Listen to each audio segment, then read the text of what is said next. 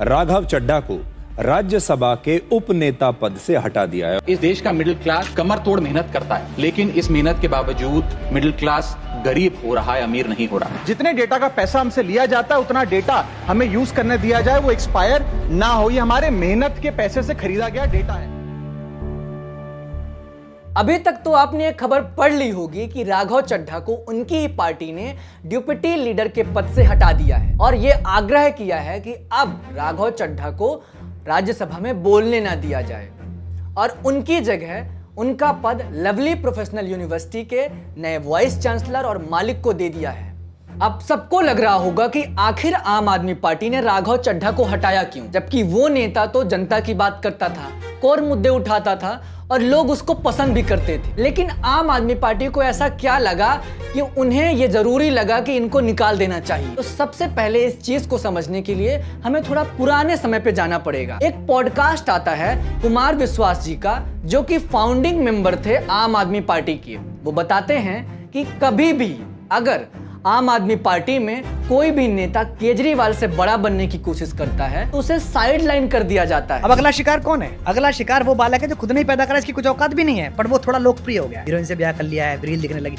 ये नहीं दिखना चाहिए, दिखेगा नहीं, दिख भी नहीं रहा हो। मैंने जब हुआ था मैंने तभी कह दिया मैंने ये गया जैसा कि उनके साथ किया गया। अब ये चीज दो क्रोनोलॉजी मिलाती है। आज से 2 साल पहले स्वाति मालीवाल करके एक नेता थी आम आदमी पार्टी में, उनके साथ केजरीवाल के घर में ही मारपीट होती है और वो आकर बाहर ये बयान देती हैं कि आम आदमी पार्टी के नेता केजरीवाल ने उनके साथ मारपीट की है और उनको भी पार्टी से साइड लाइन कर दिया जाता है। और कुछ समय बाद अब राघव चड्ढा की खबर आती है कि उनको पार्टी से निकाल दिया गया है। इनके साथ मारपीट तो नहीं होती, लेकिन क्रोनोलॉजी एक चीज बताती है कि जो भी नेता आम आदमी पार्टी में केजरीवाल से बड़ा बनने की कोशिश करता है उसे साइड लाइन कर दिया जाता है। ऐसे तीन एग्जाम्पल मैंने आपको दिए। ये चीज तो रही यहाँ की बात। अब यहाँ पे लोगों के 2 विचार हैं, एक वो जो आम आदमी पार्टी को सपोर्ट करते हैं, एक वो जो आम आदमी पार्टी को अपोज करते हैं। सबसे पहले उनकी बात करेंगे कि जो अपोज कर रहे हैं। अब यहाँ पे 2 पॉइंट हैं जहां पे आम आदमी पार्टी के नेता कह रहे हैं कि राघव चड्ढा ने कॉम्प्रोमाइज कर लिया है,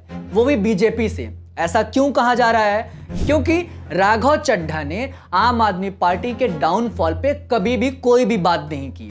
वो क्रोनोलॉजी गिनवाते हैं कि जब आम आदमी पार्टी की टॉप लीडरशिप जेल में डाली जाती है और उनके ऊपर करप्शन का इतना बड़ा चार्ज लगाया जाता है और जब किसान आंदोलन होता है, उस समय राघव चड्ढा कभी भी एक्टिवली अपने पार्टी को सपोर्ट करते हुए नहीं दिखाई देते हैं, बल्कि जब सबसे क्रूशियल समय होता है तब वो लंदन में जाकर अपनी आई का ऑपरेशन करवा रहे होते हैं। अब ये चीज कहना है सौरभ भारद्वाज और संजय सिंह का। वो ये भी कहते हैं कि ये डायरेक्ट मोदी जी को टारगेट नहीं करते हैं, इनको पक्ष को टारगेट करते रहना चाहिए। अब ये तो बात हो गई कि जो लोग आम आदमी पार्टी के सपोर्ट में बात कर रहे हैं। अब दूसरा पक्ष ये है कि कुछ लोग कह रहे हैं कि जो राघव चड्ढा हैं वो गरीबों की मुद्दे उठाते थे, वो लोकल लोगों की बात करते थे, वो समोसे की बात करते थे, वो रिचार्ज की बात करते थे, वो कॉपीराइट एक्ट की बात करते थे। अब ये चीज लोगों को डायरेक्ट अफेक्ट करती थी, जो कि ग्लैमराइज भी लगती थी। तो अब यहाँ पे उनका एक अलग फैन बेस बन चुका था जहाँ पे वो डायरेक्ट उन लोगों की बात करते थे। तो इन लोगों का ये तर्क है कि नेता तो हर चीज बात करता ही है, करप्शन की बात करता है, बेरोजगारी की बात करता है और अलग अलग मुद्दों पे बात करता है, लेकिन वो सॉल्व कितने होते हैं? एक नेता जो पढ़ा लिखा है वो अलग अलग मुद्दों पे बात कर रहा है और उन प्रॉब्लम्स को सॉल्व भी करवाने की कोशिश कर रहा है, जो कि युवा है और जनरली वो पढ़ा लिखा है। तो अगर आप उसको बोलने का मौका नहीं देते हैं तो वो कहीं ना कहीं उसके साथ अनफेयर है और आप डर गए हैं क्योंकि आपका चेहरा उतना ज्यादा पॉपुलर नहीं है उस नए लड़के के सामने। तो यहाँ पे एक इन्फीरियरिटी कॉम्प्लेक्स है केजरीवाल के लिए, इसलिए वो उनको साइड लाइन कर रहे हैं। अब दोनों पक्ष आपने समझ लिए हैं। अब यहाँ पे मेरा ये मानना है, ये ओपिनियन करके हो सकता है, अगर कोई भी नेता संसद में आकर बिना शोर चिल्लाहट के जेन्युइनली जनता के कोई भी मुद्दे पर खुलकर बोल रहा है तो वो नेता बेस्ट है। आप कह रहे हैं कि आपका नेता विपक्ष को नहीं टारगेट करता है, आपका नेता जेन्युइन मुद्दे पे बात नहीं करता है, तो सबसे पहले आप पे सवाल उठता है कि आपने कितने मुद्दों पे बात किया, आपने जेन्युइन क्या कभी उन चीजों पे बात किया जो सच में मिडिल क्लास को टारगेट करते थे?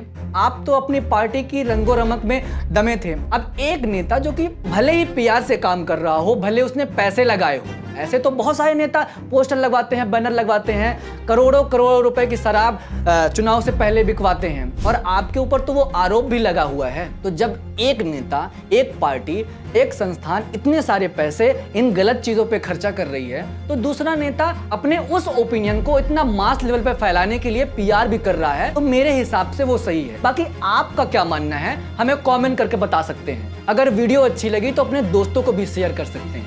धन्यवाद।